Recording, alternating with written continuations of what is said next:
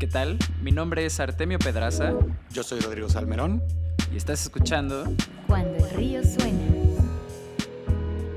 En esta ocasión platicamos con Steven Rodríguez, COO y cofundador de Heru, la plataforma de impuestos para la gig economy. Charlamos sobre las diferencias de los mercados regionales, otra gran historia de pivoteo, recursos que todo emprendedor debe consultar y sobre cómo escaló Uber en Latinoamérica. Bienvenidos. Cuando el río suena. Bienvenidos todos a una edición más de Cuando el río suena, el podcast en el que invitamos a expertos y profesionales del mundo de la tecnología y la innovación para que compartan con nosotros sus mejores insights y consejos en este camino que es construir un negocio saludable de Internet. Los saludo a todos ustedes, emprendedores y líderes de startups que están allá afuera construyendo cosas donde antes no había nada. El día de hoy me acompaña mi socio, como ya es costumbre, Rodrigo Salmerón. ¿Cómo estás, Ro? ¿Qué tal? Muy bien. Y nuestro invitado de esta ocasión, el buen Steven Rodríguez, que es el COO y cofundador de Heru. ¿Cómo estás, Steven? Hola, ¿qué tal, Rodrigo? Artemio, muchísimas gracias por la invitación. Muy bien, muy bien. No, hombre, es un placer tenerte aquí y te agradecemos que te hayas hecho el espacio en tu agenda para pasarte por este espacio. Y para arrancar con todos en la misma página, ¿por qué no nos cuentas un poquito de lo que hacen en Heru? ¿Cuál es su pitch de elevador? Ujú. Bueno, nuestro pitch de elevador seguramente va a ser mucho más corto de lo que verdaderamente hacemos, porque como buena startup hacemos un montón de cosas al mismo tiempo. Sin embargo, si lo vamos a ver como un pitch de elevador, yo diría que Hero es una app para que controles y declares tus impuestos en menos de 2 minutos con un 75%, digamos, de ahorro de lo que normalmente pagarías a un contador. Ese sería mi pitch de elevador. Y aquí es donde yo como inversionista le hago, wow, cuéntame más, Steven, ¿de qué se trata esto? Bueno, ahí es donde ya no hay pitch de elevador, ahí es donde ahí es donde ya hay de todo. Bueno, no, la realidad es que nosotros en Heru, para darles un poquito de contexto, de hecho, nosotros nacimos hace más o menos 2 años. Nacimos como una empresa de servicios y beneficios para trabajadores independientes, mucho más específicamente para los trabajadores del gig economy. Y en ese camino de poder entender cuáles eran los servicios que los trabajadores del gig economy necesitaban, nos encontramos que muchos de ellos estaban buscando servicios de impuestos, que para serles bien honesto, en ese momento mi socio Mateo y yo no teníamos ni idea por qué o qué era lo que estaba pasando, ¿no? Empezamos a indagar muchísimo en por qué estaban buscando este tipo de servicios y nos dimos cuenta que la necesidad era enorme. ¿Por qué la necesidad es enorme? Porque este tipo de trabajador tiene que declarar sus impuestos mensualmente, al igual que muchos otros independientes en México. Em, y pues como se podrán imaginar, la realidad es que si para la mayoría de nosotros entender y declarar impuestos es difícil, pues imagínense cómo es ahora hacerlo mensualmente, ¿no? Así que en ese momento fue que nosotros empezamos a entender pues cuál era la solución también óptima para este tipo de usuarios. Desarrollamos la plataforma y la plataforma básicamente lo que te permite es que únicamente conectando con tu cuenta del SAT o lo que nosotros llamamos tu cuenta fiscal, ya nosotros nos encargamos de todo lo que es el cálculo, la presentación y todo es literalmente automático y pues sí pasa en menos de 2 minutos para ti que lo estás viendo en el app. ¿Qué tal, Son todos los trabajadores de la gig economy los que están más cerca de Estonia que el resto de la gente que estamos en otros regímenes fiscales, ¿no? Así es, así es. Oye, Steven, y sobre tu papel como COO en particular ahí en Heru, cuéntanos un poco qué haces todos los días. Pues mira, yo particularmente estoy enfocado en producto y tecnología. Mi socio está llevando un poco más lo que es la administración y las operaciones. Mm. Entonces, mi rol del día a día honestamente es primero hacer mucho sync con mi equipo, ¿no? Necesito entender cómo está priorizando cada uno de los equipos, digamos, las tareas que tenemos o los objetivos que queremos cumplir. Entonces, cómo están trabajando para cumplir esos objetivos, pero más importante aún, cómo les puedo ayudar yo desde mi Mm. posición a desbloquear, no sé, obstáculos y a generarles vías para que ellos puedan cumplir con esos objetivos, ¿no? Tal vez cuando tú ya llegas a este nivel, claramente ejecutas y claramente metes mucho las manos en las cosas también y estás todo el tiempo haciendo cosas junto con tu equipo, pero te das cuenta que en este rol es vital que sepas especialmente, obviamente, liderar, claro, y que sepas delegar, ¿no? Que creo que es algo que viene también muchísimo con el tema de un buen liderazgo. Así que en esos términos de delegar también se involucra mucho esto de, pues, cómo te ayudo, cómo te desbloqueo, cómo ayudo a empujar este proyecto, Mm, cómo lo ayudo a patrocinar, ¿verdad? Eso es muchísimo de lo que hago en el día a día. Y de nuevo lo hago mucho más enfocado en producto y tecnología. entiendo. Justo hemos visto esta tendencia de que el COO de las empresas, particularmente de tecnología y en este ecosistema de startups, terminan siendo como estos jefes de producto o terminan como estando súper inmiscuidos en esta área. Y creo que es lo más natural porque naturalmente, valga la redundancia, las operaciones de un producto digital pues giran en torno a el producto digital y al desarrollo correcto de este mismo, ¿no? Em, Oye, Steven, queríamos preguntarte, creo que ya nos respondiste esta pregunta sobre todo si, Contextualmente. ajá, si ustedes hacen sus declaraciones en 2 minutos, pero vale la pena confirmarlo, ¿no? Justo aquí en México pues todavía tenemos herramientas muy arcaicas para todo este tema de la declaración de impuestos en automático o inteligente, ¿no? Entonces nos preguntábamos si todo su proceso es realmente 100% como automatizado, si así queremos verlo, o si todavía tienen que pues meter la declaración a mano en el portal del SAT o como este tipo de cosas que todos los que salieron de la Y Combinator dirían que son cosas que don't scale, ¿no? Sí, de acuerdo.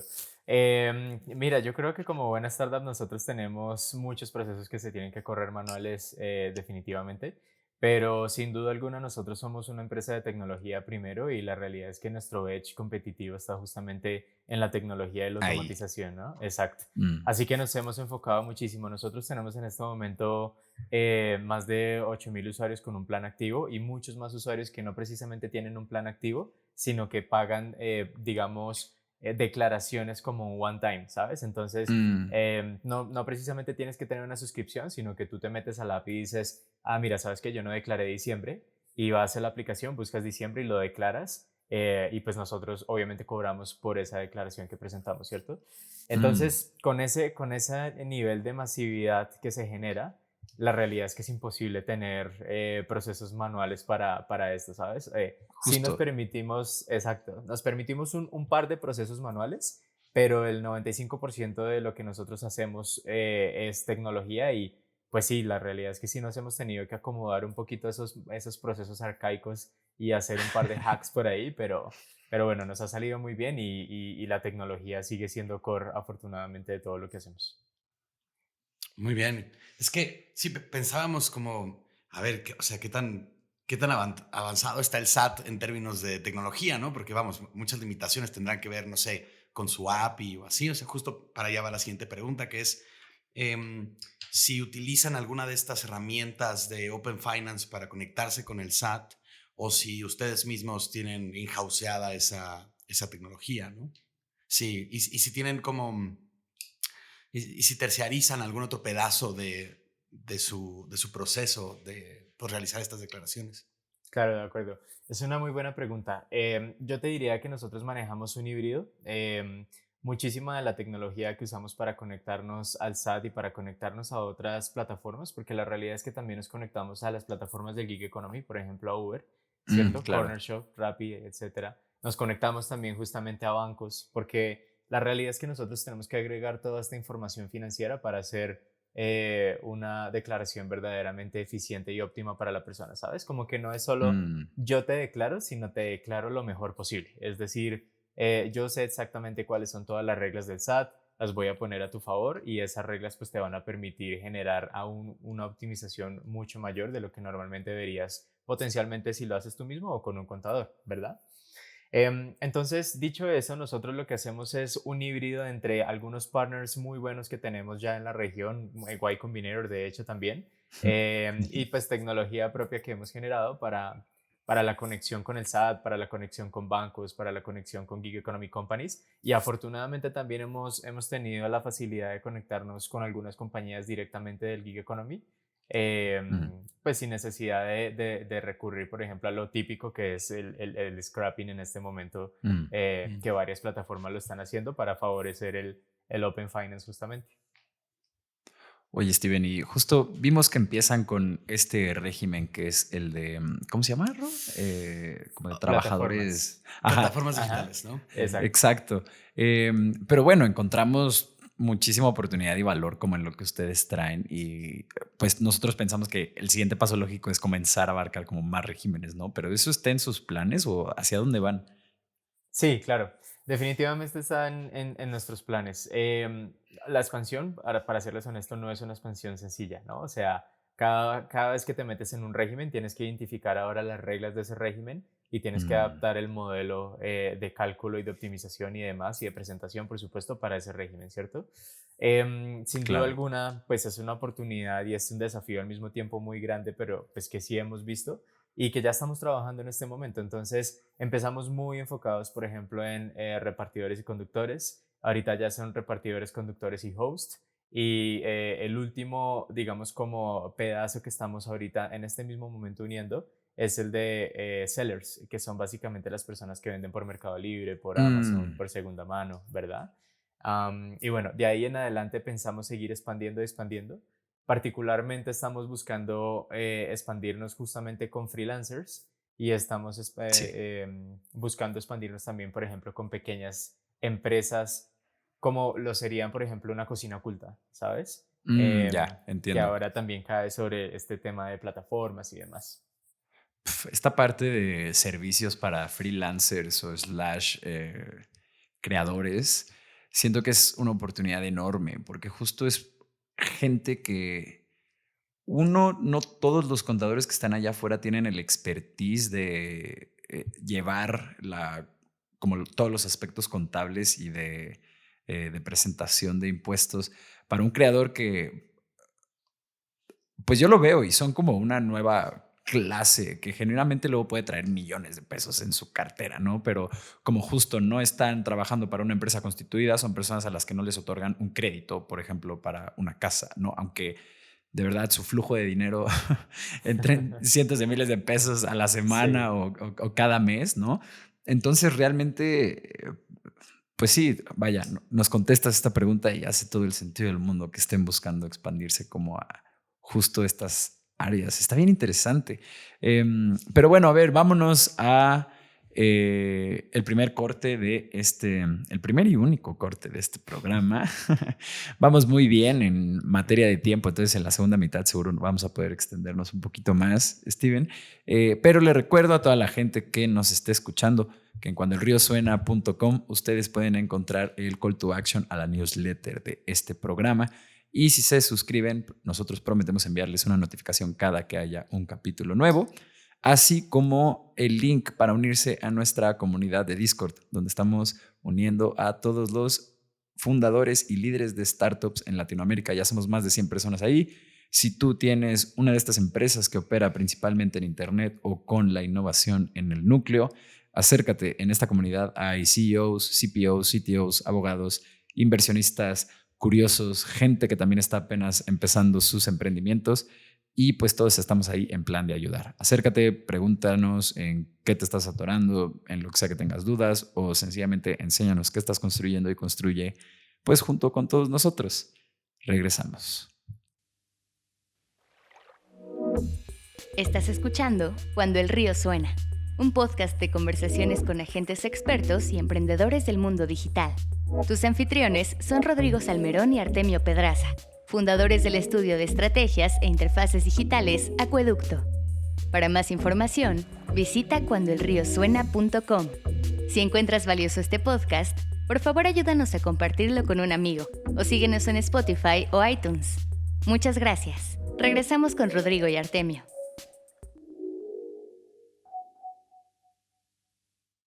Y estamos de vuelta en Cuando el río suena con nuestro invitado de esta ocasión, Steven Rodríguez de Heru.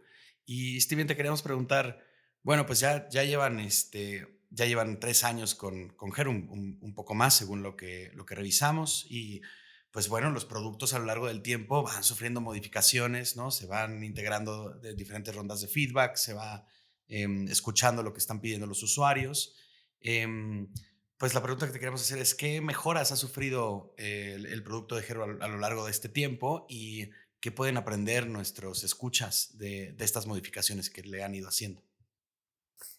Sí, muy buena pregunta. Mira, primero que todo les quiero contar que Heru no ha sufrido solo como modificaciones en su producto, sino en todo su modelo de negocio. Y Mm, se los digo porque esto es algo relevante. Yo siento que principalmente para las personas que son como primerizos o fundadores por primera vez, es una Mm, cosa que pesa mucho, ¿sabes? Como que es una cosa que tú dices, a ver, si a veces el modelo de negocio que yo imaginé en mi cabeza y que se veía increíble no está funcionando, pues tengo que cambiar el modelo de negocio, ¿cierto? Y eso claro. pesa mucho en los fundadores como primerizos, como yo en su momento. Entonces, nosotros, de hecho, nacimos primero con una idea que estaba mucho más enfocada en PropTech, que esa idea rápidamente la cambiamos por varios desafíos que vimos en ese momento, mucho más como desafíos externos más que internos, pero mm. pues lo hicimos.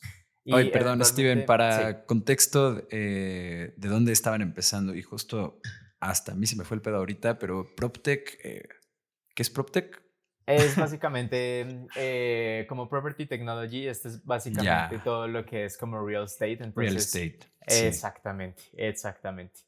Ah, pues fue un brinco considerable, ¿no? Sí, Sí. exacto. Fue un vinco mega considerable.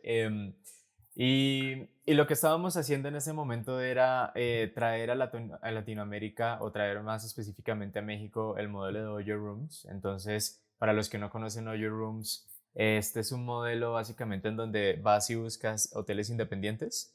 Ujú. Tú básicamente haces como una renovación del hotel y lo comercializas bajo tu marca, ¿cierto? Entonces, la promesa un poco es que Mm, tú vas a ayudar a incrementar la ocupación de ese hotel y al mismo tiempo le vas a dar también como el estatus de quienes ya es de tu marca y también como que lo vuelves pues parte justamente como de una línea, ¿cierto? Ya no es más órale. como solo el hotel independiente. Y manejamos y lo estuvimos trabajando y la realidad es que es muy prometedor, pero es bastante capital intensive también. Entonces necesitas meter muchísimo, Claro. muchísimo capital y pues si ese capital no está, está complejo, pues por, te imaginarás una renovación, etcétera. En todo caso, Mm, decidimos cambiar el modelo de negocio. Después estudiamos muchísimo justo qué queríamos hacer. Llegamos al modelo que les conté al principio de los servicios y los beneficios para gig economy workers porque pues lo conocíamos muy bien mi socio y yo por la experiencia que tuvimos trabajando juntos en Uber. Y eventualmente ahí dentro del digamos, de este negocio que decidimos, pues nos dimos cuenta que había oportunidad de hacer un volantazo y enfocarnos justamente en lo que hacemos hoy en día, que es impuestos, ¿cierto? Em, y ya digamos dentro del tema de impuestos, pues aún así siguen habiendo mejoras todos los días, ¿no? El producto cambia muchísimo todos los días y yo creo que lo que más he aprendido de todos esos cambios que hemos tenido es que principalmente, y esto tal vez sonará muy obvio, pero yo estoy seguro que a veces a muchos se nos olvida, pues tienes que hacer cambios pensando en qué necesita el usuario, siempre, ¿no? claro. Tienes que mejorar el producto pensando en qué necesita el usuario, no en lo que tú te imagines. O sea, ese botón que tú te imaginas que se ve bonito en la aplicación, que se ve bonito en tu página web, que va a convertir increíblemente, puede ser que esté solo literalmente en tu cabeza y en tu imaginación y el resto de los usuarios o la gente que necesitas que verdaderamente accione ese botón, pues no saben que eso es un botón, ¿no? O no ven la necesidad en ese botón. Entonces, Claro. pues tienes que hablar muchísimo con los usuarios, tienes que escucharlos y asimismo tienes que priorizar también las cosas que quieres construir para ellos mismos, porque es muy fácil cuando tú estás como fundador y ves muchas cosas con tu equipo y nos emocionamos y decimos, sí, queremos construir esto y esto y esto y esto. Es muy fácil terminar construyendo 50 cosas a la vez que no tienen el valor de construir una sola cosa, pero muy bien construida, ¿no? Así Entiendo. que tal vez en desarrollo de producto un poco más, eso es lo que he visto, lo que he notado y pues el consejo también que le daría a la gente es eso, ¿no? Hable mucho con los usuarios, entiendan siempre muy bien la necesidad y pues como que no se dejen guiar solo por ese hunch de yo creo que se va a ver bien o yo creo que va a realmente tener este impacto si no se prueba, ¿no?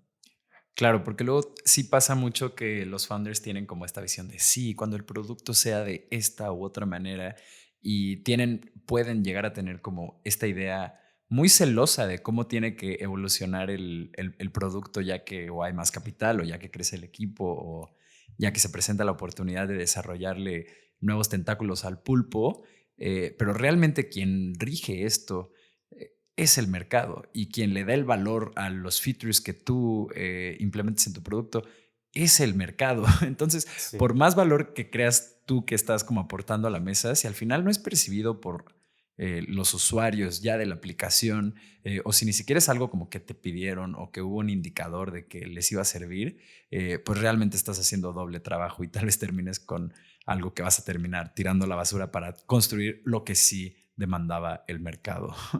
Exacto. Y también tienes recursos muy limitados, ¿no? Estoy seguro que esto no es una cosa solo de Heru o de mi equipo, sino que todos los fundadores empezamos con recursos súper limitados siempre. Sí, Entonces, pues hay que limitar muy bien justamente como ese product roadmap y esa priorización también.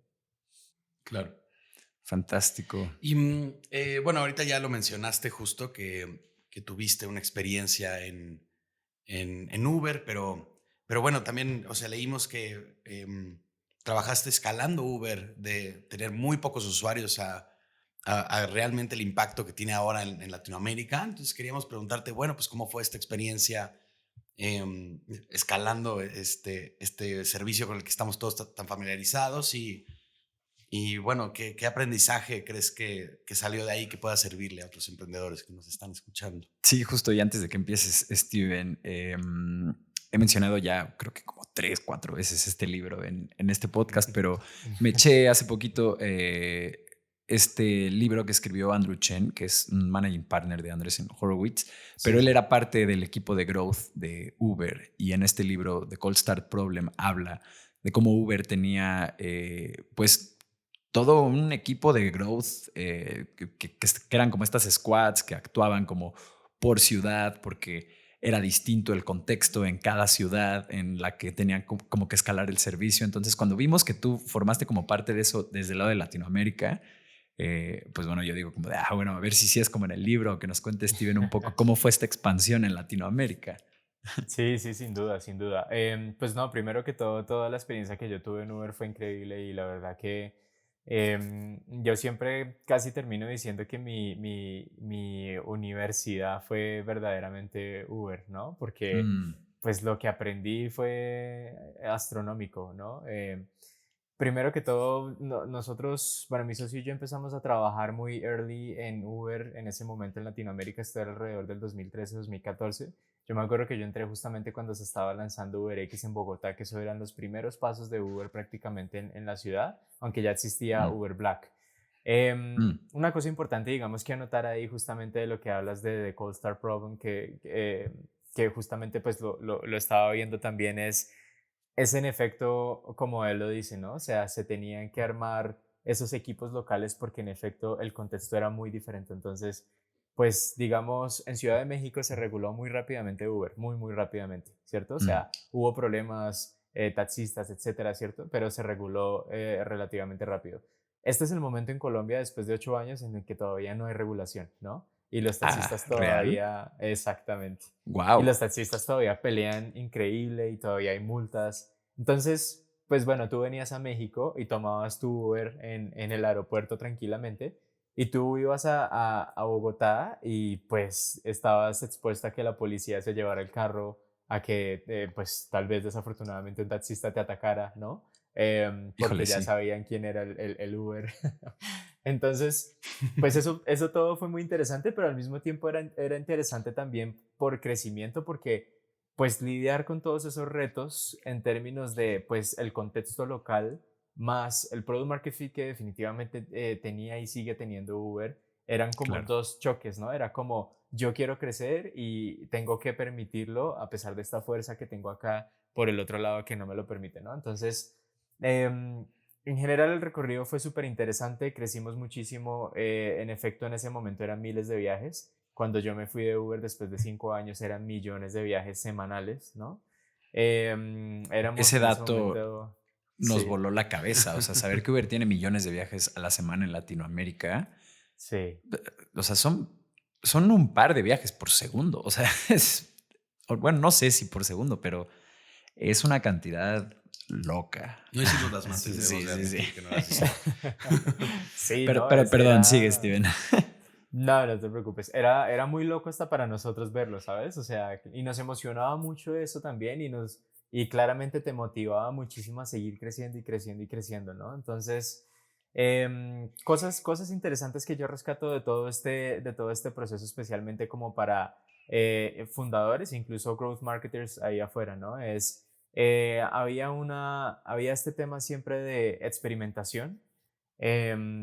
Uber es una compañía también muy data driven, es decir, no se toman Mm, decisiones si no están apoyadas por datos, ¿no? ujú, Y los datos en Uber eran bastante abiertos. La verdad era, digamos, si tú eras una persona que trabajaba en operaciones de soporte, tú podías ver de todas maneras la data que quisieras y tomar decisiones en base a eso. Así que, digamos, no había excusa como para no considerarlo, ¿cierto?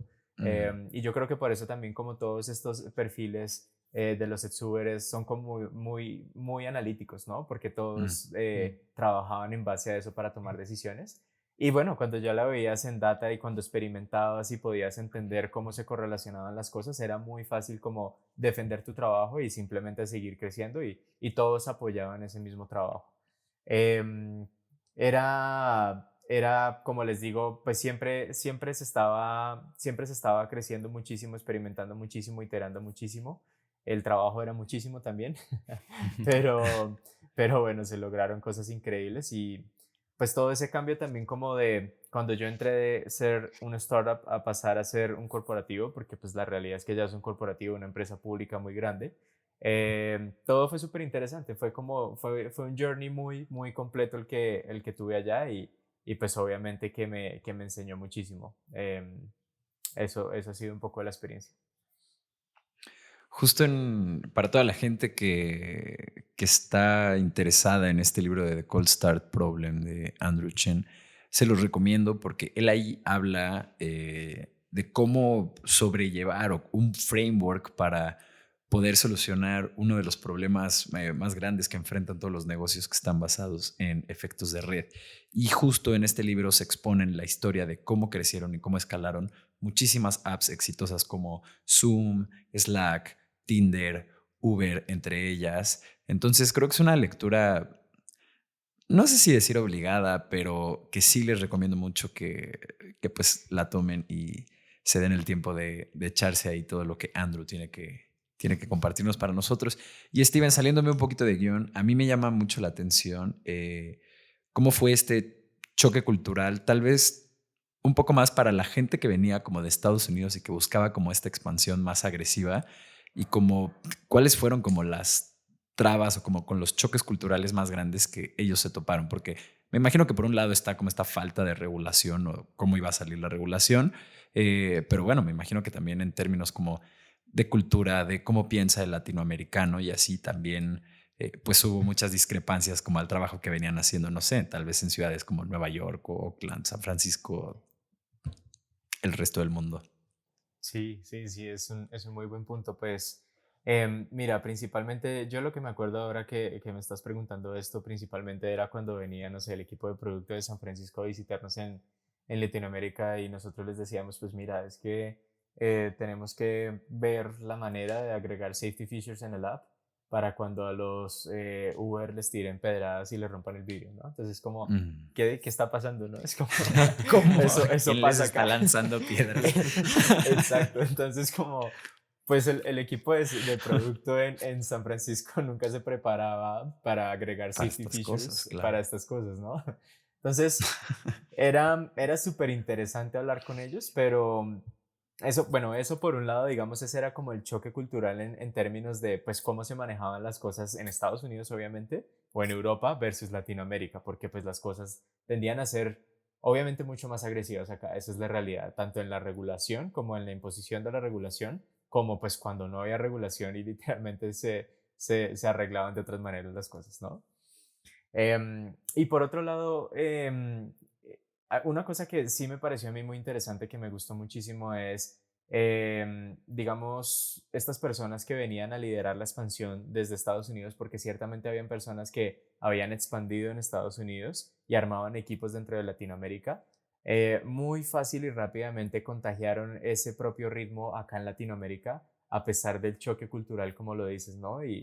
¿Y por qué? Porque era una forma de trabajar muy como loca, era muy rápido, todo se tenía que mover rápido, todo tenía que pasar a toda y hasta ese momento sí habían startups obviamente, pero no había una startup de tan alto crecimiento como Uber, ¿no? Entonces, siento que todos y en todos los países de hecho, como que agarramos ese ritmo muy rápido, nos dimos cuenta que ese era definitivamente el camino y se volvió una bolita de nieve que ya no tenía que estar precisamente una persona pues de Estados Unidos con nosotros, un expansion lead con nosotros trabajando para que eso se cumpliera, sino que se volvía una bolita de nieve con todos los new hires, ¿no? Mm, Y nosotros como que buscábamos mucho eso culturalmente.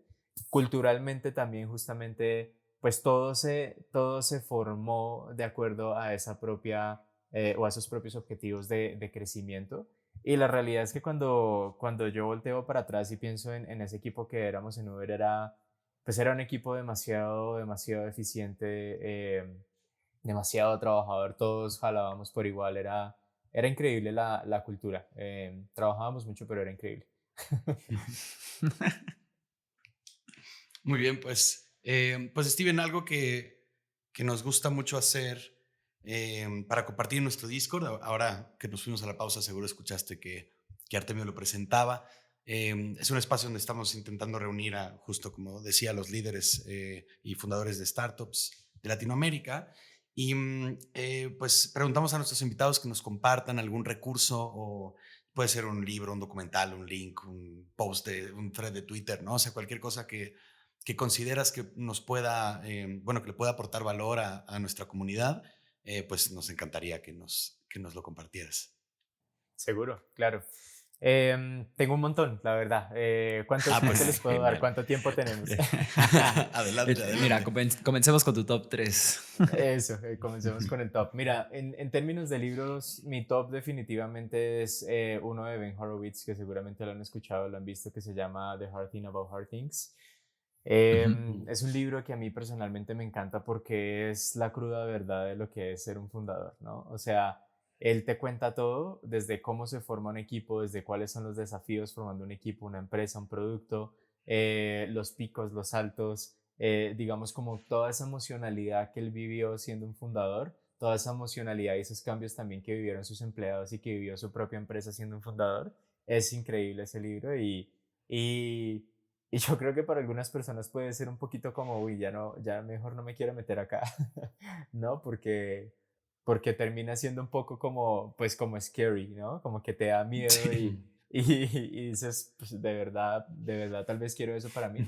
Y a mí al contrario me emocionó, a mí al contrario me emocionó muchísimo. Dije como, sí, o sea, esto es lo que quiero, ¿no? Como salir de mi zona de confort y pasar por todo esto pues, o sea, mi end goal es crear algo increíble y para crear algo increíble tienes que trabajar increíblemente y vivir cosas increíbles que a veces no son tan, tal vez, positivas, pero pues que te enseña muchísimo, ¿no? Así que The Hard Thing About Hard Things de Ben Horowitz se lo súper recomiendo a todos los que no lo han leído.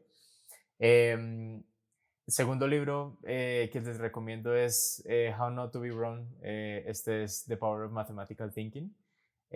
¿Por qué lo recomiendo? Porque siento que no todas las personas definitivamente como que se sienten tan cercanas a las matemáticas, ¿no? Es como, ay, sabes que a mí las Justo. matemáticas no se me dan.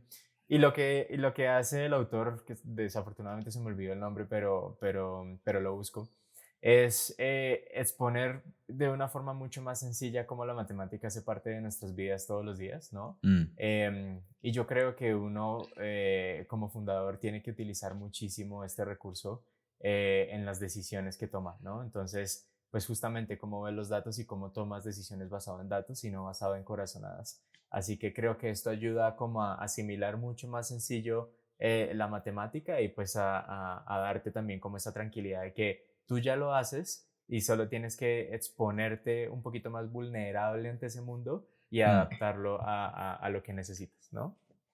Em, Eso en términos de libros y en términos de podcasts, por ejemplo, tengo varios. Me gustan muchísimo los tweets, los podcasts, los libros de Naval.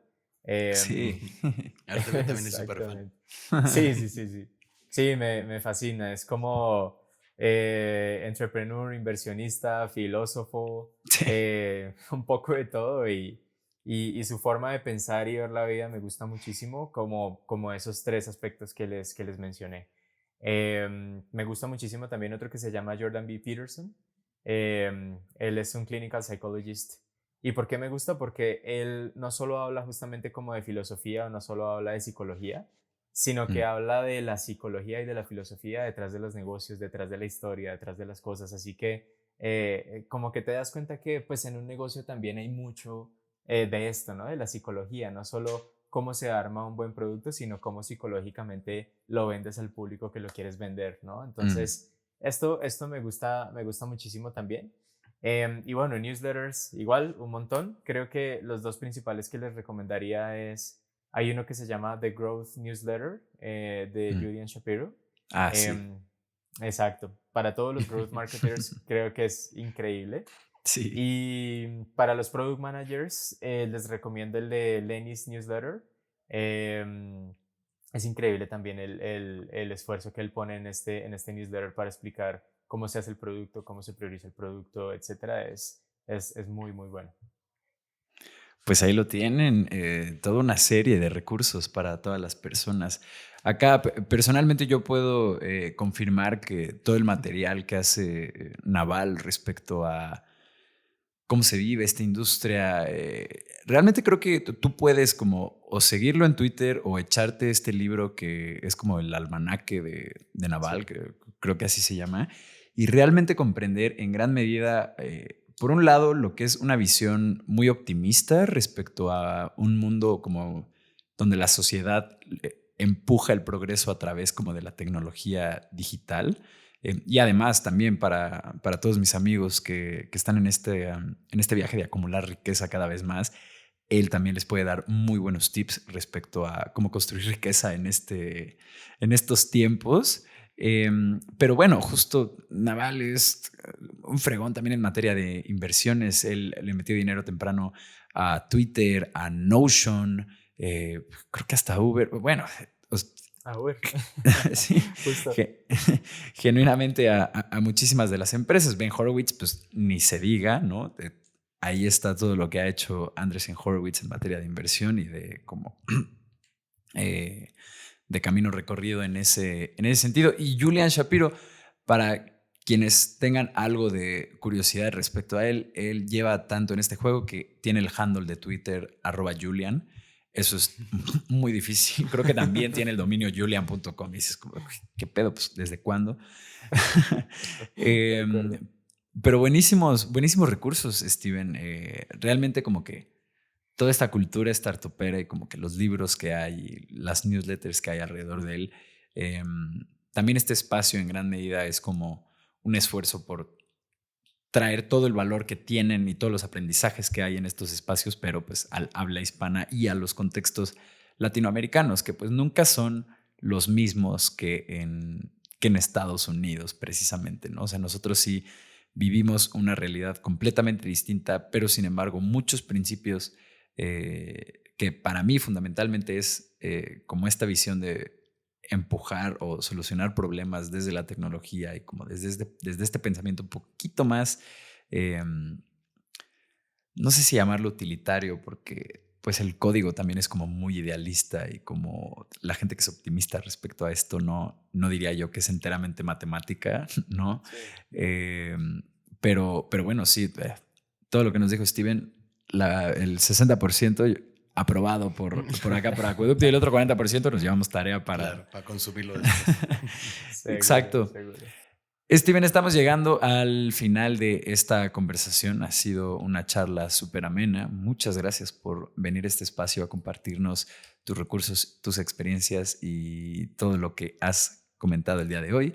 Esta pregunta se la hacemos a todas las personas que vienen en este espacio y es la siguiente. Ante los retos que enfrentan ustedes en Heru y tú como su COO en los próximos años, ¿qué te quita el sueño?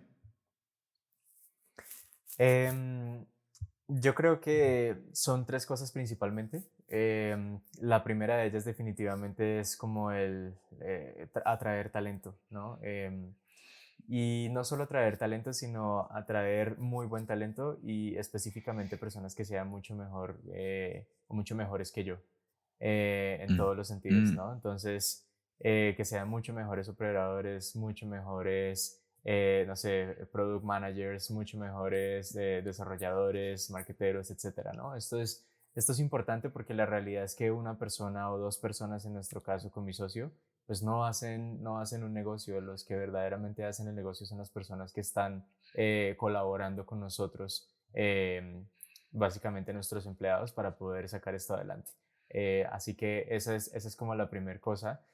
Em, la segunda cosa es, en términos de justamente como construcción de producto, siempre estoy buscando muchísima, digamos, como información, o estoy tratando de encontrar cuál es ese balance entre todas las cosas que sé que representan una oportunidad, las cosas que sé que tenemos que construir y las cosas que verdaderamente necesitan los usuarios, ¿no? Entonces, me quita mucho el sueño porque justo como lo mencionaba al principio, tenemos recursos limitados, tenemos un montón de Mm. cosas que sabemos que pueden construir, entre cosas que nos imaginamos y que sabemos que necesitan los usuarios, así que como que encontrar ese balance correcto para que se hagan las cosas que se tienen que hacer, también me quita muchísimo el sueño. Y por último, esto es algo bastante personal de Heru, que sin duda alguna lo queremos impulsar cada vez más.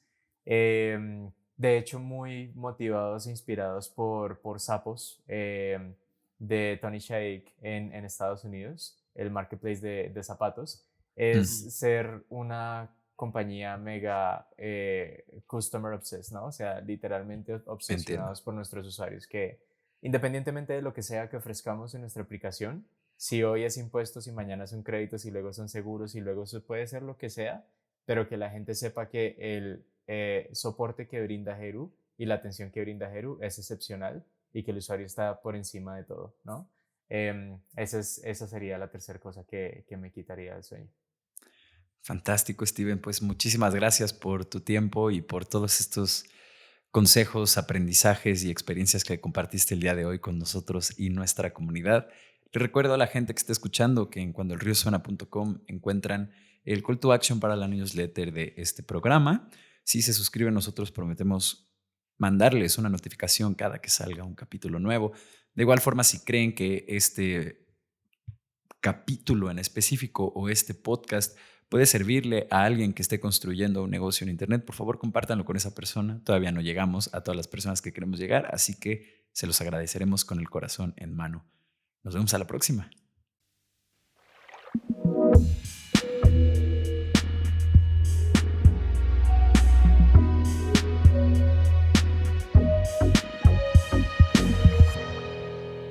Cuando el río suena.